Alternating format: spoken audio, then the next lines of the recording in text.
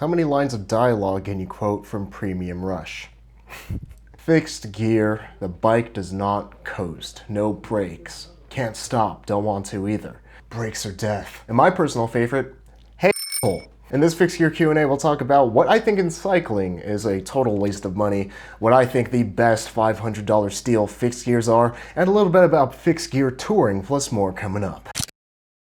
This video is brought to you by Wabi Cycles. For the most fun that I've had on the bike, consider checking out Wabi Cycles, linked at the top of the description. What's up, I'm Zach Gallardo. Life is short, but don't make it shorter, so ride your bike every day to be reasonably dangerous, and subscribe for more fixed gear videos just like this one. What do you consider to be a waste of money in cycling? Example, carbon seat post, or hey, maybe a carbon seat post. To define what is valuable and what is a waste, we need to first find out what the four values are. First, there's functional value, which is how useful something is, and then there's monetary value, which is how useful something is compared to its price. And third, there's social value, and in our context, that's Fixie points. And fourth is psychological value. How good do I feel owning this thing? And whether a cycling purchase is a waste of money or not depends on how each person weighs these four different types of values. Everyone has biases, and my bias is an emphasis on monetary value and psychological value. For me, any carbon component I would consider a waste of money. They're more expensive, they do the same thing for my uses, they're less durable,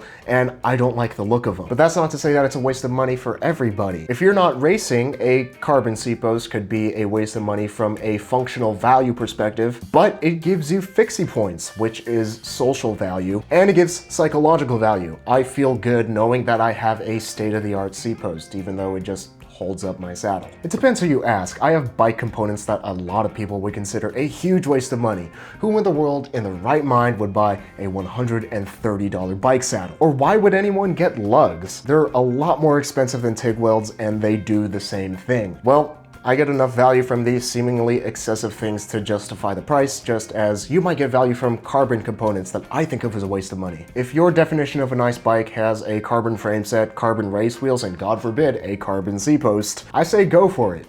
Just make sure that you ride it. What's your opinion on the newish Pure Cycles machined Pro wheel sets? They look very similar to the Pure Cycles premium wheels that I've tried, although they might be slightly different. I only tested them for a short period of time, but they were fine. I thought that they were good enough out of the box without needing to be upgraded, and they may be good enough for daily use depending on how rough you are on your bike. As always, it comes down to the competition though, and Pure Cycles has a mixed reputation among the fixed gear community. These wheels sit at a weird price point at $160. They're not exactly cheap, but if you spend a little bit more, you get something a lot nicer. For entry-level track wheels, the sweet spot is between $200 and $230, and at this price you can get reliable wheel sets from reputable brands like the Sun M13s, which are the go-to wheel set if you're on a tight budget, the H+N TB14s, which I rode exclusively and extensively for 5 years, and that wheel set still has a lot of life in it, the Mavic Open Pros, which people have been riding since most fixed gear companies were even a thing, and the Velocity Deep Vs, which are the go-to bomb-proof rims, and they're made in the USA if you care about that.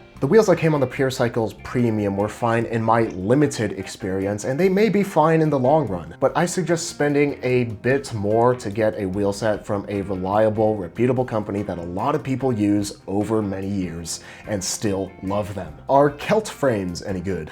I wasn't sure which Celt frame you were referring to, but I saw two bikes, the Celt Complete Bike version 1 and the version 2. And these are priced at 7,100 and 8,700 Philippine pesos respectively, which is about 130 to 170 US dollars. Both the version 1 and the version 2 are pretty similar with a few minor differences. They're both constructed of high tensile steel frame sets and are fitted with components from budget brands like Neko, Uno, or unbranded components. The price difference comes in the wheel set. The version 1 comes with a loose ball bearing wheel set, which is perfectly fine for 130 US dollars. Meanwhile, the Celt version 2 comes with a 20 and 24 spoke wheel set with seal bearing hubs. I do question the durability of these wheels with that low of a spoke count at this price though. With that said, it is a bit impressive that it even comes with seal bearing hubs at all. In the US, the best analog that we have to the Celt version 1 is the 6-coup Fixie at $200. Both of them are very similarly spec'd, and even at $200, I think that the 6-coup Fixie is a fine buy for the price. The Celt version 1 though is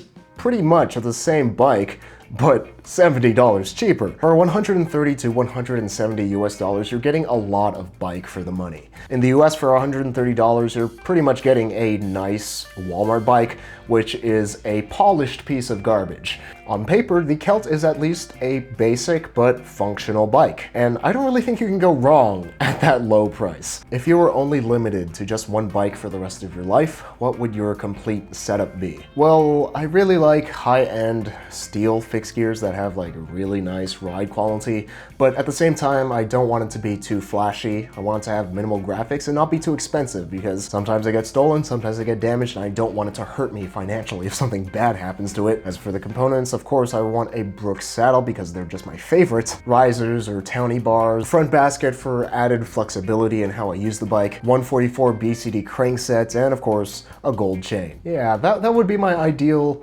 daily bike. If only I had a bike like that.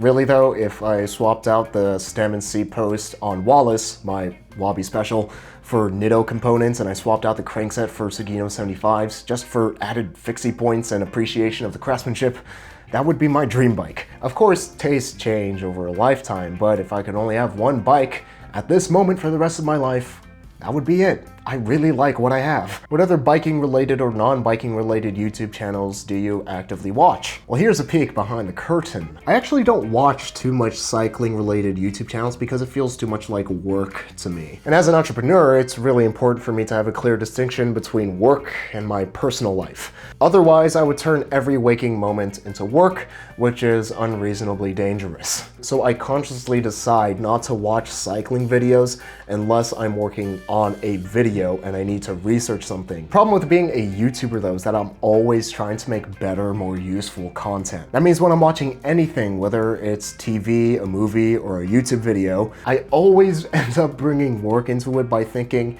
hey, that was some really clean storytelling elements that they did. I should try to work that into my videos. At this point, it's next to impossible for me to watch anything purely for entertainment. So when I need to be completely detached from work after hours, I like to spend time with family, practice music, and game. What good steel frame sets would you recommend? With a budget of around £400, which is about $530 US. As always, it depends on what you're looking for, but here are my top choices. Number 1, the Wabi Classic. Full disclosure, Wabi sponsored the channel, so take that as you will, but just look up Wabi in bikeforums.net and you can see how great Wabi is for yourself. The Wabi Classic is great if you're willing to spend a little bit more on shipping costs, but you will get a bike that is higher spec than the rest of the competition. The Renault 725 that it's made out of puts it in a different league compared to its competition, which is mostly made out of chromoly steel, in terms of weight and ride quality. It also has clearance for 30 to 32C tires depending on the manufacturer, and the geometry is somewhere between road and track. Number 2 for me is the Soma Rush. It has classic styling with a threaded fork and nice craftsmanship in the details.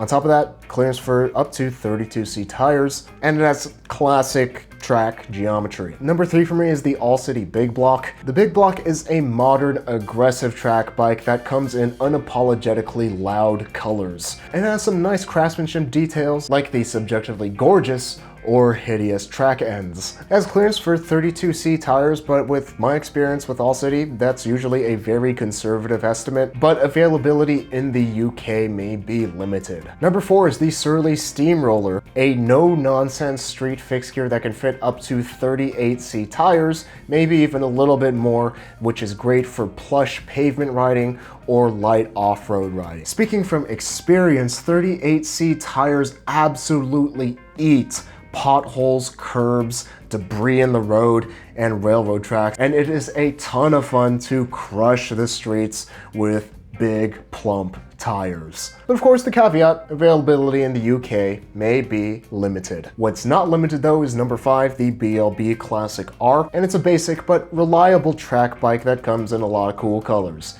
And it's well under your budget at £300. You got a lot of good choices for steel frame sets at that price. Depends what you want. How do you prepare for a fixed gear tour, weekly ride volume, overall fitness, etc. The hardest part about distance riding, especially on a fixed gear, isn't physical though, it's mental. The most common reason that people end up quitting long distance rides or tours is doubt. Doubt that the trip is even worth the effort, doubt that you can even finish it at all, and doubt that you even should have tried it in the first place. To keep doubt in check, number 1, keep it fun, and number 2, don't overestimate yourself. To keep it fun, go to fun places, treat yourself out to meals that you enjoy, and visit people that you like. The most successful bike tours are the ones where people treat them as traveling via bike, not the ones where people treat them as crazy long distance rides and happen to stop by cool places along the way. Riding X weekly miles to have Y body fat percentage to be in Z physical condition sounds a lot like homework to me, and homework ain't fun, so I don't do any of that stuff. The key to a successful tour is to stay motivated, and it's easy to do that when you're having a lot of fun. Don't over or underestimate yourself, but rather be honest with your level of fitness and what you're willing to do.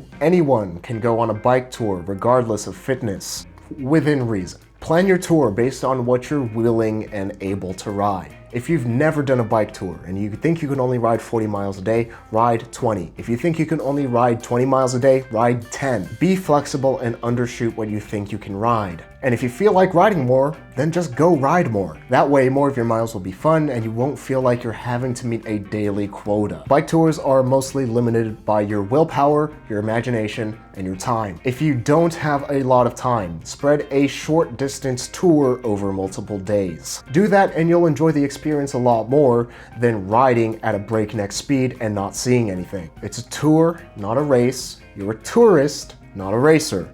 Enjoy the ride. What's the furthest you've ever ridden on a fixed gear? What bike was it on? What was the experience? I rode 110 miles on my all-city Nature Boy from Sacramento to the Bay Area. It was supposed to be 100 miles, but I ended up getting lost a lot. But I did have an ungodly amount of Mexican and Thai food, and I got to meet up with my siblings, which we do maybe once a year. It was a lot of fun. A lot of suffering, but also a lot of fun. Other than that, I've ridden 250 miles over 4 days on a basic $400 loop pista. I drafted off scooters while passing through cities to keep up with traffic. I had an ungodly amount of burgers.